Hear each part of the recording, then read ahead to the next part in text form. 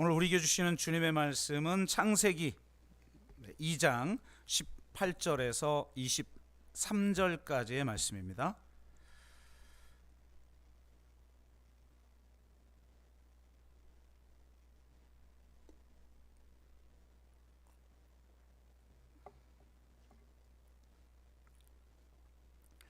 네, 다 찾으셨으면 우리가 한 목소리로 같이 읽도록 하겠습니다. 같이 읽습니다. 여호와 하나님이 이르시되 사람이 혼자 사는 것이 좋지 아니하니 내가 그를 위하여 돕는 배필을 지으리라 하시니라. 여호와 하나님이 흙으로 각종 들짐승과 공중의 각종 새를 지으시고 아담이 무엇이라고 부르나 보시려고 그것들을 그에게로 이끌어 가시니 아담이 각 생물을 부르는 것이 곧 그 이름이 되었더라. 아담이 모든 가축과 공중의 새와 들의 모든 짐승에게 이름을 주니라. 아담이 돕는 배필이 없으므로 여호와 하나님이 아담을 깊이 잠들게 하시니 잠들매 그가 그 갈빗대 하나를 취하고 살로 대신 채우시고 여호와 하나님이 아담에게서 취하신 그 갈빗대로 여자를 만드시고 그를 아담에게로 이끌어 오시니 아담이 이르되 이는 내 뼈 중에 뼈요 살 중에 살이라. 이것을 남자에게서 취하였은즉 여자라 부르리라 하니라. 아멘.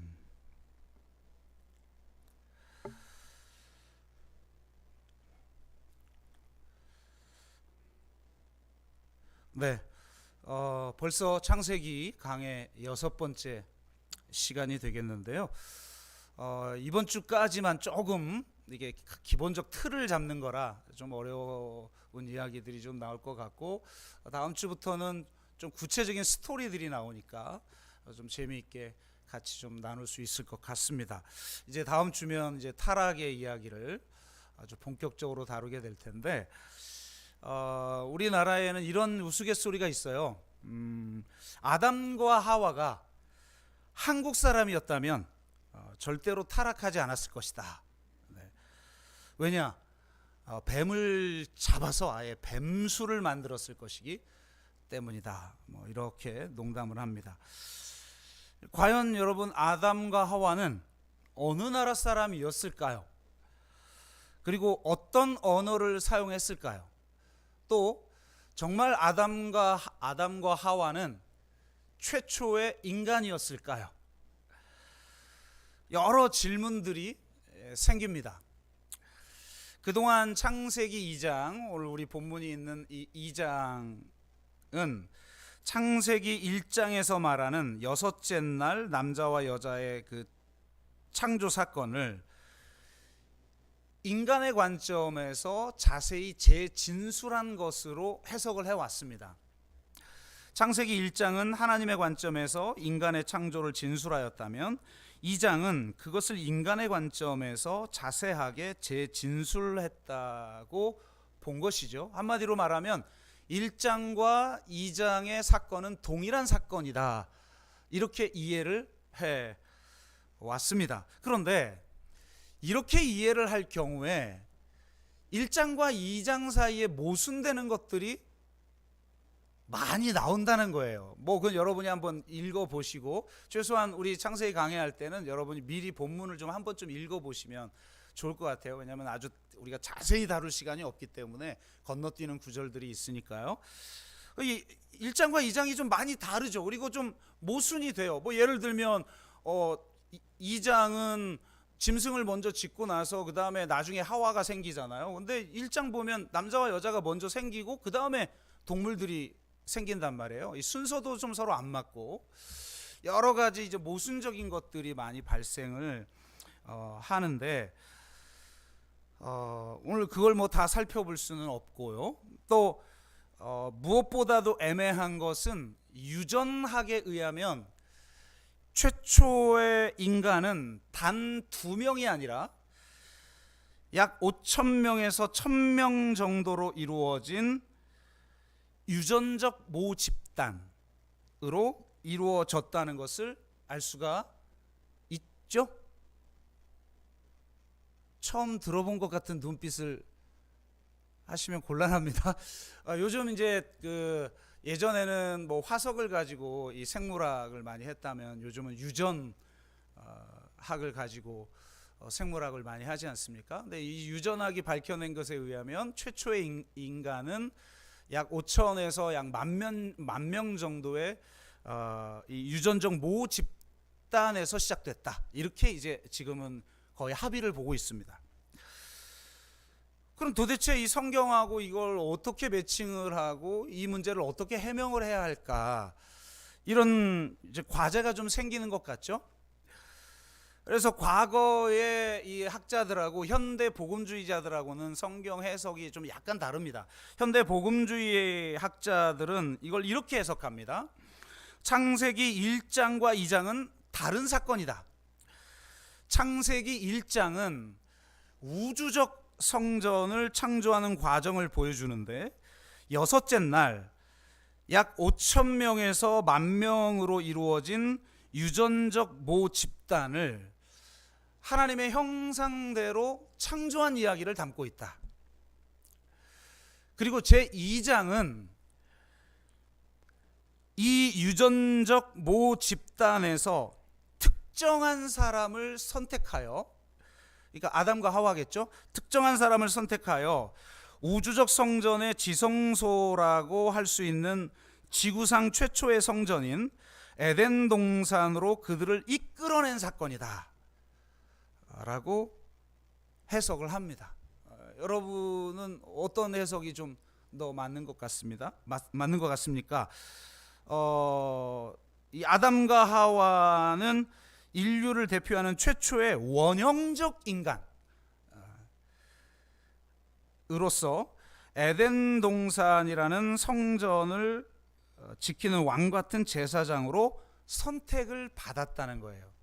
그러니까 이렇게 해석하면 용이한 것들이 좀 있죠. 예를 들면 인간이 타락하여서 에덴 동산 바깥으로 추방이 되는데 성경을 읽어보면 에덴 동산 밖에 이미 인간들이 있죠. 이것도 처음 듣는 거라는 인상을 쓰시면 곤란합니다. 아니, 성경을 읽어보면 에덴 동산 바깥에도 인간이 있잖아요. 그래서 가인이 저기 동생 죽이고 나서 사람들이 나에게 보복할까봐 두려워요 막 이러잖아요. 그리고 밖에 있는 사람과 결혼을 하고 가인이 그러니까 이렇게 이해하면 이런 것들도 충분히 더 잘 이해가 되어지는 그런 대목이 있을 수가 있겠습니다.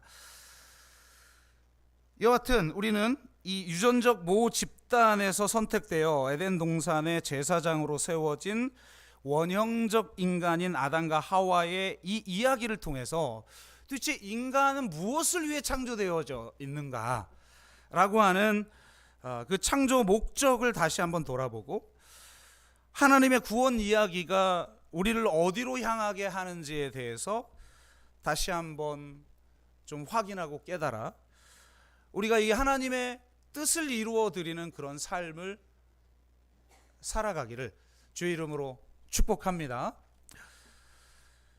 오늘 본문에는 두 가지 사건이 나오죠. 하나는 아담이 짐승에게 이름을 지어주는 사건이고 다른 하나는 하와를 창조하는 과정이 설명되어 있습니다. 두 사건 모두 매우 중요한 의미를 가지고 있는데요. 지난주 우리는 하나님이 에덴 동산을 창조하고 아담을 그곳으로 이끈 것은 그를 최초의 성전인 에덴을 섬기고 지키는 왕 같은 제사장으로 부르신 것이다 라는 말씀을 드렸습니다. 그러니까 이런 측면이 가장 잘 나타난 사건이 바로 모든 짐승의 이름을 지어주는 사건이에요. 지금 우리가 이름을 짓는 거하고 고대 근동에서 이 이름을 짓는 사건은 굉장히 좀 다르죠. 이름을 짓는다는 건 어떤 의미일까? 첫째로 인간은 하나님의 공동 창조자로서 사명을 감당해야 한다는 의미입니다. 고대 근동에서 이름이 없다는 건 존재하지 않는다는 것과 다름이 없습니다. 즉 이름을 짓는다는 것은 창조 행위를 말하는 거예요. 그리고 이름을 주는 자가 이름 지음을 받는 자를 통치한다는 개념을 함의하고 있어요. 하나님이 모든 생물을 창조하신 후 아담에게로 이끌어와서 이름을 짓게 한 것은 놀랍게도 아담을 공동 창조자로 부르셨다는 거예요. 이거 정말 놀라운 사건이에요. 왜냐하면 고대 운동의 신화를 보면 전부 신이 하는 일이에요, 이거는. 그런데 이걸 지금 인간에게 위임해 주고 있다는 거예요. 정말 놀라운 영광이죠. 우리에게 이 공동 하나님의 창조에 동참하는 공동 창조자의 자격을 부여하고 있는 거예요. 그러니까 여러분이 얼마나 지금 이 정말 위대하고 존귀한 존재로 창조되어졌는지 성경은 정말 놀라운 이야기를 하고 있죠, 우리에게.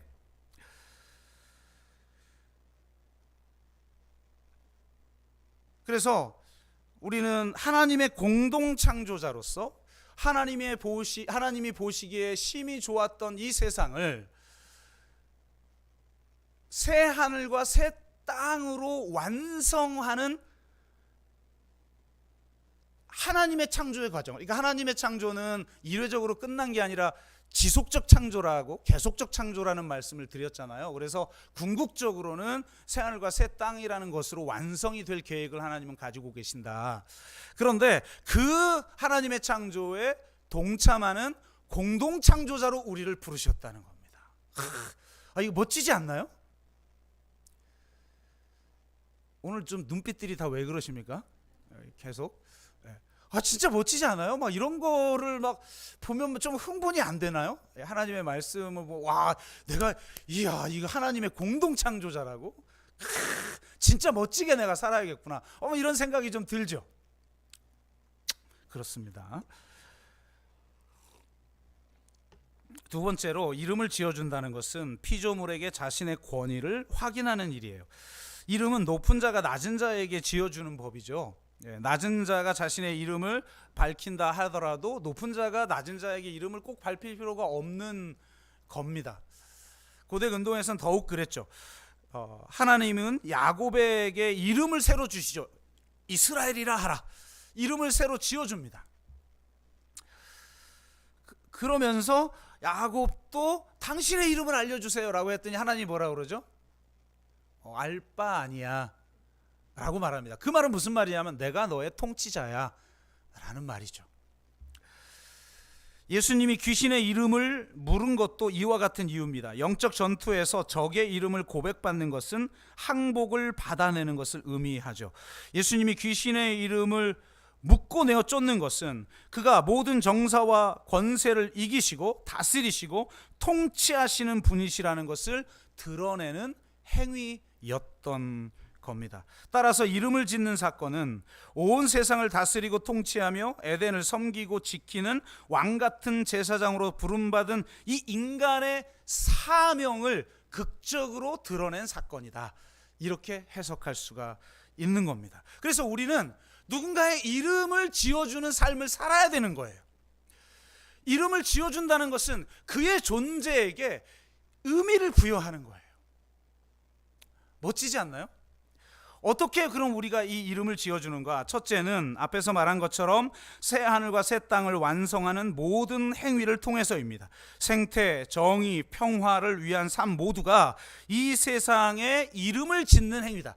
이 세상을 새롭게 하는 것이고 이 세상의 의미를 새롭게 규정하는 행위예요.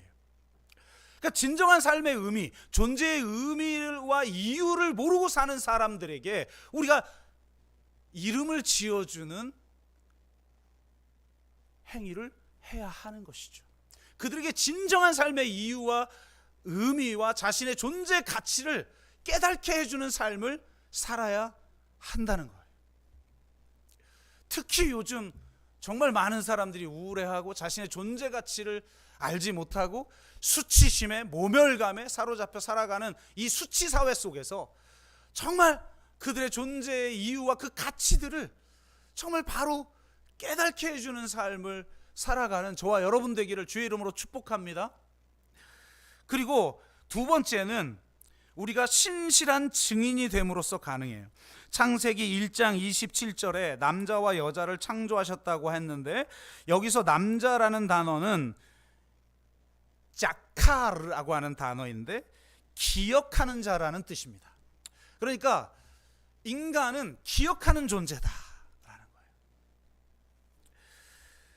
과거를 되살리도록 지음받은 자, 그래서 끊임없이 그 과거에 역사하셨던 하나님의 구원 이야기를 하도록 지음받은 자, 이게 인간이라는 거예요. 그래서 인간은 본질상 이야기꾼이에요. 본질상. 그래서 호모 로쿠엔스, 언어적 인간이에요. 인간은 언어가 인간의 존재를 규정하는 거예요. 언어는 존재의 집이에요. 그래서 인간은 말을 하지 않으면 견딜 수 없기 때문에 어떻게 해서든 말해요. 그래서 끼리끼리 모여가지고 그 한국적 용어로 말하자면 뒷담화 라도 해야 직성이 풀리는 존재죠.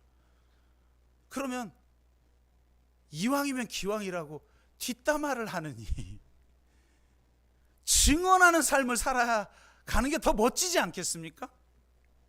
하나님의 신실한 구원의 이야기, 창조의 이야기, 통치의 이야기, 그 사랑의 이야기들을 전하도록 우리는 지음받은 존재들이에요. 그렇게 하기 위해서는 하나님의 이야기가 나의 이야기가 돼야 돼요. 이 성경의 이야기가 나와 상관없는 별개의 이야기가 아니어서는 안 돼요. 그리고 이게 단순히 지식적으로 성경에 이렇게 써 공부만 하면 뭐예요? 성경 수십 번 읽으면 뭐예요? 그 이야기가 내 이야기가 아닌데? 하나님의 구원의 이야기가 나의 이야기가 되고 나의 삶의 이야기가 하나님의 구원의 이야기가 되어서 내가 하나님의 그 구원 이야기의 일부가 되어 그 하나님의 구원 이야기를 기억하고 증언하는 존재가 되는 것, 이것이 이 세상에 이름을 짓는 행위인 거죠. 우리가 신실한 증인이 돼서 하나님이 어떻게 이 세상을 창조하시고 인간의 타락과 실수와 실패에도 불구하고 자신의 구원 역사를 이렇게 거대한 구원의 이야기를 써오셨는가, 그리고 그것이 어떻게 완성되었고 그것이 어떻게 우리의 것이 되었는가, 이것을 우리가 증언함으로써 그도 그 이야기를 받아들여 자신의 이야기가 되도록 할 때 그에게 새로운 이름이 생기는 거예요. 하나님의 구원 역사를 경험한 사람들은 전부 이름이 바뀌어요. 아브람이 아브라함이 되고, 사레가 얼마나 이름 안 좋아요. 사레 걸리는 것 같잖아요. 죄송합니다. 사라가 되고, 야곱이 이스라엘이 되고 바뀌잖아요. 정말 하나님의 구원 이야기를 경험함으로써 여러분의 존재의 가치가, 존재의 이유가 바뀌었듯이 우리가 이 세상 가운데 신실한 증인이 됨으로써 이 세상에 이름을 지어주는 삶을 살아가는 저와 여러분 되시기를 주의 이름으로 축복합니다. 생존 중요하죠. 너무 중요해요. 제가 생존을 위해 살지 말고 하나님의 뜻을 위해 살아가라 이렇게 설교해도 생존은 밑바탕이죠. 여러분 생존을 위해서 이렇게 고생하는 성도님들의 아픔과 그 고생을 제가 무시하겠습니까? 그러나 그것만 추구하면 안 된다는 의미인 거죠. 정말 나의 생존의 삶이 하나님의 구원 이야기가 되도록 정말 힘쓰시는 저와 여러분 되시기를 주의 이름으로 축복합니다. 그래야 여러분 스스로도 자부심이 있고 보람이 있고 기쁘고 진짜 밀도 있는 그런 삶 살아가는 것 아니겠습니까? 이름을 짓는 행위의 의미도 중요하지만 이름을 짓는 과정에서도 우리는 매우 중요한 교훈을 얻게 되는데요.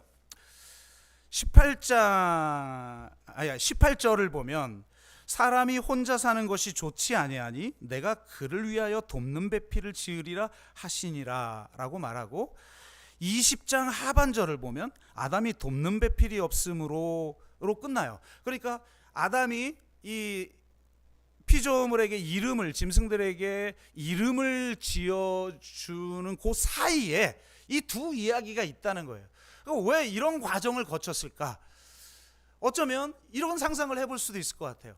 아담은 이 생물들의 이름을 지어주는 과정에서 아주 중요한 것 한 가지를 발견하게 되는 거예요. 모든 생물에는 다 짝이 있는데 나만 짝이 없구나 라는 걸 발견하게 되는 거죠. 그러면서 진정한 이 고독감이라는 걸 경험하면서 어떤 짝을 향한 열망? 이게 불타올랐을 거예요. 그래서 하나님께, 하나님 다 짝이 있는데 왜 저만 없지요? 저 어떻게 된 거예요? 제 문제 좀 해결해 주세요. 아마 이렇게 하나님께 하소연하지 않았을까? 라는 생각을 해보게 됩니다. 이에 여호와 하나님이 아담을 깊이 잠들게 하시고 그의 갈빗대 하나를 취하고 살로 대신 채우셔서 여자를 만드시죠. 요게 참 애매한 구절이에요. 남자의 갈빗대로 여자를 만들었기 때문에 지난 2000년 동안 여자는 남자의 부속물이다, 혹은 좀 뭔가 부족한 존재, 결핍된 존재다. 그래서 이 여자는 오직 남자를 섬길 때 여자의 가치를 알게 된다라는, 도저히 지금 우리의 시각으로는 용납할 수 없는 그런 시각으로 이걸 해석해 왔단 말이에요. 과연 그런가? 성경은 그렇지 않다고 우리에게 말합니다. 가장 먼저는 이 돕는 배필이라는 말이 그런 의미가 아니에요.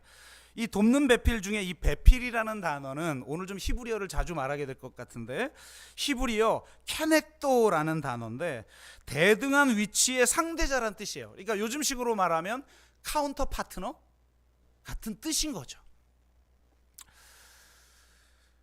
그리고 이 돕다라는 단어는 히브리어 에젤인데 이건 단지 누구를 돕거나 조력자가 된다 이런 뜻이 아니에요. 원 뜻은 하나님의 도움, 하나님의 돕는 자라는 뜻을 가지고 있고, 하나님이 행위의 주체가 될 때 사용하는 단어예요. 그러니까 하나님이 인간을 돕고 구원할 때 쓰던 용어라는 거예요. 여자분들 지금 막 갑자기 자부심이 막 느껴지지 않나요? 하나님이 인간을 구제하듯이 여자들이 지금 남자들을 구제하는, 거로도 해석이 가능한 단어를 쓰고 있다는 거예요. 그래서 여성신학자들은 성경을 봐라, 창세기 1장을 보면 나중에 태어난 존재일수록 더 고등하지 않냐. 그런데 성경을 봐라, 제일 나중에 창조된 존재가 누구냐? 누구죠? 여자다. 그러므로 여자가 가장 고등한 존재다, 월등한 존재다. 이렇게 정신승리를 하고 있어요. 그렇지 않죠.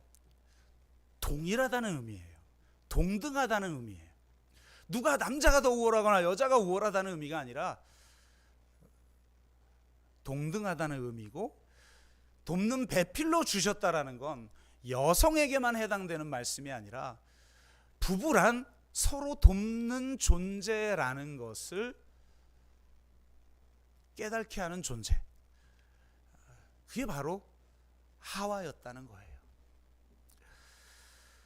그러므로 갈빗대로 인간을, 이 하와를 지었다라는 것이 결코 부족하거나 열등하거나 혹은 종속적 존재나 결핍의 존재라는 의미가 결코 아니라 정말 함께 한 몸이 되어서서 함께 거룩한 제사장으로 사역을 하는 그런 존재로 부름을 받았다는 의미인 것입니다. 그러면 자칫 이렇게 왜곡되게 해석할 수 있는 이 갈빗대라는 말이 도대체 어떤 의미일까를 한번 좀 짚고 넘어갈 필요성이 있을 것 같아요. 이 갈빗대라는 단어는 히브리어 첼루라는 단어인데요, 이 첼루라는 말이 구약 성경에 많이 나와요. 그런데 여기서만 유독 갈빗대라고 번역을 했다는 거예요. 그러면 만약 다른 곳에서 나오는 식으로 번역을 한다면 갈빗대로 번역을 안 할 수도 있다는 거예요.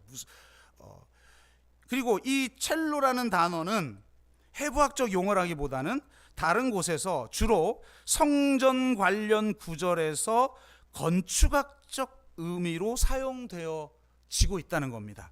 주로 널빤지나 들보를 가리킬 때 사용하며 좀 더 많은 쓰임새는 무언가 두 개의 면을 갖고 있을 때, 여러분 보면 어떤 것이든, 여기 보면 동전도 앞면 뒷면이 있고 핸드폰도 앞면이 있고 뒷면이 있고 카메라도 앞으로 찍고 뒤로 찍고 이러죠. 이렇게 두 개의 면을 가지고 있을 때 이쪽이든 저쪽이든을 가르칠 때 첼루라고 한다는 거예요. 예를 들어 증거궤 양면에 붙어 있는 고리들, 그러니까 여러분 증거궤를, 법궤를 이렇게 옮길 때 고리가 있잖아요. 그 고리에 봉을 끼워서 제사장이 들고 가잖아요. 그 양쪽에 있는 것, 고리들. 그리고 성전에 예를 들어 북쪽과 남쪽에 있는 방들, 이런 걸 가리킬 때 첼루라는 단어를 쓴다는 겁니다. 그러므로 갈빗대라고 번역하기보다 나머지 용도에 걸맞게 번역을 한다면 한쪽 면, 반쪽 면, 혹은 측면, 이렇게 번역할 수 있는 거죠. 그러면 이렇게 해석이 되어지는 거예요. 하나님이 아담의 한쪽 면을 통해 하와를 지으셨다. 여러분 여기 갈빗 누워있는데 몰래 갈빗대 하나 딱 떼가지고 여기 그냥 저기 하와를 창조한 요 정도가 아니라 아담의 반쪽을 통해 하와를 창조하셨다. 이런 의미가 되는 거죠. 거칠게 좀 표현을 하자면 하나님은 이 아담을 반으로 쪼개서 하와를 만드셨다. 그러니까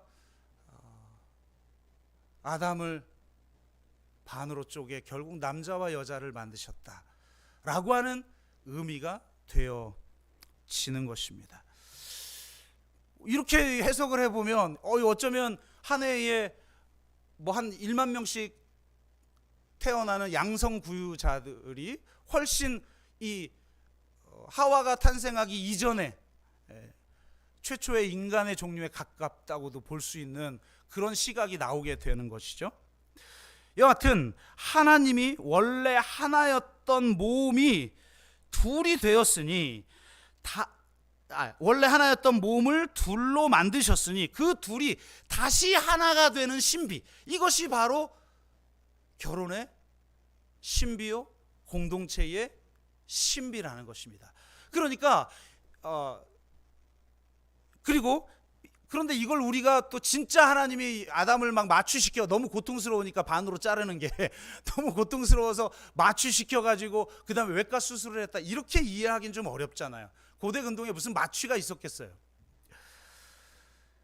그래서 초대교회의 교부들은 이 구절을 엑스타시, 그러니까 아담을 깊이 잠들게 하사라고 했을 때 이 깊은 잠이라는 단어가 타르데마인데 이걸 엑스타시로 해석을 했다는 거예요. 상당히 설득력이 있는 게 이 타르데마라는 단어가 쓰인 다른 구절들이 많이 있는데 그 중에서도 하나님이 개입한 장면은 전부 엑스타시예요. 가장 대표적인 게 창세기 15장에 나와 있는 아브라함 사건이죠. 하나님이 15장 12절 제가 읽어드릴게요. 해질 때에 아브라함에게 깊은 잠이 임하고 큰 흑암과 두려움이 그에게 임하였더니, 그 이후에 어떤 일이 일어나죠? 하나님의 환상 중에 아브라함에게 새로운 약속을 주시죠. 대표적인 인물 다니엘을 볼까요? 다니엘서 8장 18절. 그가 내게 말할 때에 내가 얼굴을 땅에 대고 엎드려 깊이 잠들매 그가 나를 어루만져 일으켜 세우며. 그 다음 뭐 어떤 장면이에요? 바로 두 뿔 가진 수장의 환상을 하나님이 보여주시는 거죠. 묵시적 환상을 보여주시는 거예요. 그러니까 이게 무슨 뭐 진짜 마취 상태거나 이런 게 아니라 어떤 하나님의 계시와 환상을 보는 상태일 것이다, 이렇게 해석을 하는 것이 훨씬 타당하다고 학자들은 보고 있는 것입니다. 그렇다면 깊이 잠들게 했다라는 것은 아담에게 이게 실제 사건이라기보다는 진짜 인간의 본질이 뭐냐를 환상 가운데 계시해 준 사건이 아니겠느냐라고 해석이 가능한 거예요. 그래서 아담에게 진짜 네가 지금 반쪽을 원하고 있는데 왜 그런지 알아? 인간을, 원래 하나였던 인간을 그 한쪽 측면을 통해서, 한쪽 첼로를 통해서 하와를 창조했기 때문에, 여자를 창조했기 때문에 네가 지금 여자를 나머지 반쪽, 너의 잃어버린 그 반쪽을 찾을 때 내가 진정으로 하나가 되기 때문에 네가 갈망하는 거야 라는 환상을 보여준 것일 수도 있는 거예요. 그래서 그가 잠이 깨고 나서 하나님이 하와를 에덴 동산으로 이끄시자 아담이 그 하와를 보고 뭐라고 말하죠? 이는 내 뼈 중에 뼈요 내 살 중에 살이로다. 야, 정말 멋지죠. 그러니까 이 내 뼈 중에 뼈요 내 살 중에 살이라는 말은 완전한 일치와 연합과 서로 돕는 협력을 의미한다고 할 수가 있는 것입니다. 그러니까 이런 아름다운 공동체, 그래서 아담에게 하와가 생겼을 때 비로소 진정한 사랑의 사귐과 하나됨과 일치의 그 신비를 경험하는 거예요. 이때 비로소 하나님의 형상으로서의 인간이 되는 거죠, 아담이. 그런데 안타깝게도 이 아름다운 공동체가 죄로 인해서 깨어져요. 앞에서 말한 것처럼 섬기고 지켜야 하는 에덴 동산에 뱀이 침범하는 걸 막지 않은 아담은 뱀이 하와를 유혹하여 선악을 알게 하는 나무의 열매를 따먹는 현장에 함께 있으면서도 그걸 막지 않아요. 그러니까 성경을 가만히 읽어보면 두 가지 형태의 죄가 동시에 진행되고 있는 거예요. 한 가지 죄는 뭐예요? 하나님과 같이 되려고 하는, 그것의 의미를 다음 주에 우리 깊이 있게 좀 나누겠지만 하나님과 같이 되려는 거예요. 하와가 겪고 있는 유혹이죠. 그런데 동시에 이것을 우리는 교만의 죄로 보고 있어요. 그런데 또 하나의 라인에는 태만의 죄가 진행되고 있는데, 정말 섬기고 지키라고 하는 최초의 성전에 뱀이 침범하는 것을 전혀 막지 않는 아담, 그리고 그 현장에 있음에도 불구하고 하와가 뱀에게 유혹되고 있는데 전혀 간섭하지 않는 무책임의 죄를 짓고 있는 아담.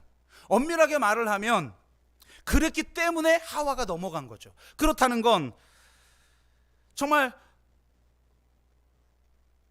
하와가 하나님처럼 되려고 했던 교만의 죄보다 이 아담의 무관심과 이 무책임의 죄가 먼저 나오게 되는 것입니다. 여러분, 죄라는 것은 하나님처럼 되려고 하는 높아지는 죄뿐만 아니라 나는 아무것도 할 수 없다는 자기 비하와 자기 절망, 게으름, 나태, 하나님이 나에게 주신 삶의 이유와 그 소명을 저버림, 그것이, 그리고 정말 사랑의 공동체로서 서로 돕는 존재로 세웠는데 내가 무관심하고 책임을 방기하는 죄.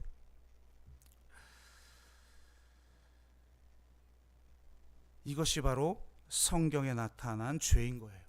그래서 남성학자들이 이렇게 말을 하더라고요. 그러니까 아담 이후로부터 남자들은 항상 침묵하고 숨는다는 거예요. 아름다운 공동체를 세우는 일을 하지 않고 침묵하고 숨는다는 거예요. 그들은 진실, 하나님, 책임으로부터 도피하려고 든다는 거예요. 공동체를 세우는 일을 피하기 위해서 철학, 일, 마약, 술, 스포츠, 쾌락, 그 밖의 방법들을 동원해서 끊임없이 도피하고 있다는 거예요. 성경에 보면 아담아 네가 어디 있느냐라고 말할 때 꼭 아담이 그렇게 대답하죠. 내가 두려워 숨었나이다. 그러니까 우리 남자들은 끊임없이 숨는다는 거예요. 그래가지고 이 어떤 학자가 참 웃는 우스갯소리로 기독교인들을 향해서 그런 말을 하더라고요. 남자들은 교회 와서도 숨는다는 거예요. 그래가지고 좀 등치 큰 사람 뒤에 주로 앉아서 숨어서 예배를 드리거나, 저도 이전에 대형 교회를 섬겨봤잖아요. 그러면 예배당에 막 중간에 기둥이, 거대한 기둥들이 있거든요. 꼭 그 기둥 뒤에 앉는 분들이 꼭 있어요. 그래서 아주 하나님이 사랑하는 자에게 잠을 주신다고 아주 푹 자고 이렇게 하시는 분들, 숨는 분들, 이런 분들이 많은데, 뭐 농담이죠. 근데 그 인간 안에, 특히 남성 안에 바로 이 숨음, 침묵함, 무책임함, 이것이 도사리고 있다는 거예요. 그런데 더 무서운 것은 책임 방기는 반드시 책임 전가를 낳는다는 데 있어요. 여러분, 악은 악의 이름으로 악을 저지르지 않아요. 악의 이름으로 악을 저지르는 것은 그냥 에피소드 같은 사건이지, 남들을 그 악의 행위에 동참하게 할 수 없어요. 여러분, 묻지마 폭력 아무나 합니까? 그런데 유태인을 600만이나 죽이는 그 거대한 죄, 정말 사람 하나 죽이는 거하고는 차원이 다르죠. 그냥 600만을 그냥 죽여버리니까. 그리고 수많은 집시들, 그 다음에 장애인들도 다 죽여버리잖아요. 근데 그게 바로 그들에게는 선한 목적이 있었기 때문에 그 일을 했다라는 거예요. 악은 항상 선한 명분들을 가지고 있는 거예요. 그래서 내가 정말 태만의 죄를 지을 때도 마찬가지예요. 인간이 교만의 죄를 짓거나 태만의 죄를 지을 때 반드시 끼어드는 게 기만의 죄예요. 변명과 합리화, 이래서 내가 이 선택을 한 거야 라는 거죠. 자기를 돌아보지 않아요. 끊임없이 남이 문제인 거예요. 그래서 하나님이 너 왜 따먹지 말라고 한 그 선악을 알게 하는 실과를 따먹었냐 그랬더니 아담이 뭐라고 그래요? 당신이 함께하게 한 저 요물단지가 먹게 했어요. 그러니까 반드시 기만의 죄는 타인을 악마화해요. 자신을 피해자화하고 상대를 악마화해요. 그러니까 지금 세상이 다 그러잖아요. 서로가 서로를. 그래서 이 책임전가, 하와가 문제였어요. 그리고 이 문제 있는 하와를 나에게 주신 하나님의 문제. 아, 내 뼈 중에 뼈요, 살 중에 살이로다. 우리도 다 이래서 결혼한 거 아니에요? 그런데 결혼하고 1, 2년만 지나도 저 왼수 덩어리. 하나님 왜 저 인간을 저에게 내가 첫사랑에 실패만 하지 않았으면. 이렇게 되는 거죠, 인간이.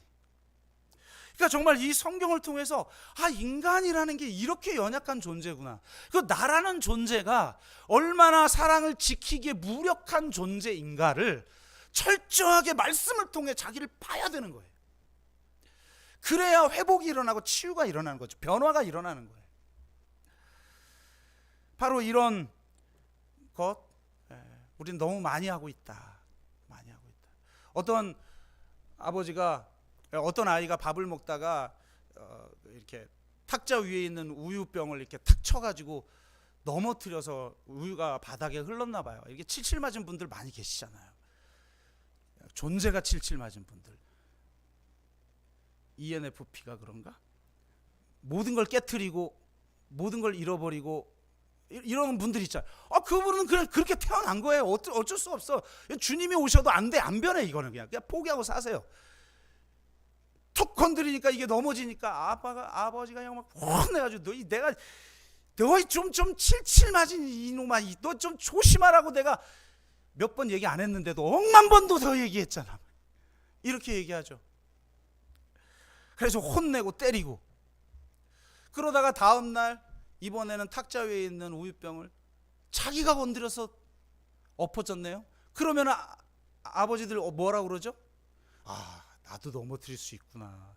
누구나 그럴 수 있는 거를 내가 너를 야단쳤던 건 내가 미안하다. 이런 사람 거의 없죠. 뭐라고 합니까? 누가 여기다가 우유를 갖다 놓은 거야? 라고 말을 하죠. 이게 인간이라는 거예요. 이게 인간이라. 그래서 이런 책임 방기와 책임 전가를 통해 공동체의 관계가 깨어져 버리는 거예요. 그 사랑의 관계가, 사랑의 사귐이라는 삼위일체적 관계가 이 책임 방기와 책임 전가를 통해서 깨어져 버리는 거예요. 얼마나 안타깝습니까? 그래서 하나님은 여러분 이렇게 인간이 깨트린 이것의 의미는 이제 다음 주부터 좀 더 디테일하게 나누게 되겠지만, 이것을 회복하기 위해서 하나님은 포기하지 아니하시고 계속해서 구원의 시도를 하십니다. 그리고 나중에 이제 우리가 살피겠지만 아브라함이라는 존재를 통해서 이스라엘 민족을 선택하셔요. 그런데 그들도 결국은 실패해요. 총체적 난국이죠. 총체적 난국이에요. 이게 무슨 생각 좀 바꾸고 우리가 행동 좀 바꿔서 될 문제가 아니구나. 우리의 존재가 새로워져야 되는 거구나. 나에게 새로운 이름이 부여돼야 되는 거구나. 하나님이 그것을 아시고 우리를 새로운 피조물이 되게 하시려고 아들을 이 땅에 보내십니다. 예수 그리스도가 이 땅에 성육신하시고 오셔서 아담이 실패했던 것, 이스라엘이 실패했던 것을 만회하시고 성취하십니다. 그래서 진정한 그 만세 전부터 계획하신 하나님의 그 계획대로 진정한 사랑의 사귐의 공동체를 새롭게 출범시키십니다. 여러분 성경에 보면 놀랍게도 하나님 나라의 그 백성들이 그리스도의 신부라고 이야기합니다. 그리스도와 우리와의 관계를 남자와 여자의 관계로 풀어요. 너무 기가 막히죠. 그러니까 우리가 그리스도의 신부라는 거예요. 그래서 하나님이 이 신부인 나를 내 뼈 중에 뼈요, 내 살 중에 살이라고 여겨주신다는 거예요. 자격 없는 나를 이렇게 사랑하고 이렇게 기뻐하신다는 거예요. 그래서 너무 사랑하니까 성경에 뭐라고 돼 있어요? 남자와 여자의 관계에 대해서 에베소서에서 풀면서 그리스도가 교회를 위하여 자신의 생명을 내어준 것처럼 남자는 여자를 사랑해야 할지니라. 여러분 이렇게 사랑하고 계십니까? 자기의 생명을 내어주셔요? 그리스도가 그러했다는 거예요.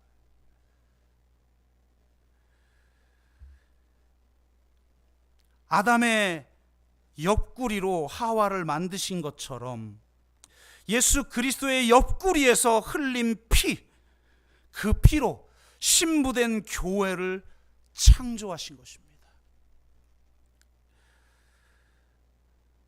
아담의 반쪽을 가르는 그 고통과 희생의 대가를 치르러 아담과 하와라는 한 몸이 탄생한 것처럼 십자가의 고통과 희생의 대가를 치러주셔서 하나님의 백성의 공동체와 그리스도가 한 몸이 된 거예요. 우리가 그리스도의 몸이 되는 거예요. 그리스도의 신부가 되는 거예요. 이 신비, 이 사랑,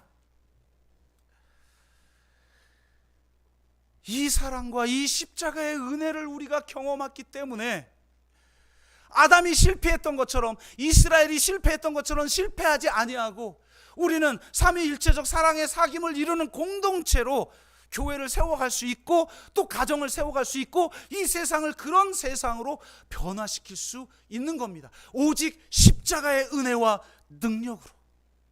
아멘. 여러분을 자신하지 마세요. 태초에 인간도 무너졌어요. 이스라엘도 무너졌어요. 우리도 무너질 수 있는 존재예요. 그래서 내가 날마다 십자가만 바라봐야 돼요. 십자가를 바라보지 못하면 우리가 정말 사랑하기 어려운 존재라는 거. 끊임없이 아담과 하와처럼 서로 남 탓하고 책임 방기와 책임 전가의 삶을 살아가고 심지어는 독립된 존재로 하나님과 같이 되려고 하는 그런 철저히 이기주의적인 삶을 살아가게 된다는 것입니다.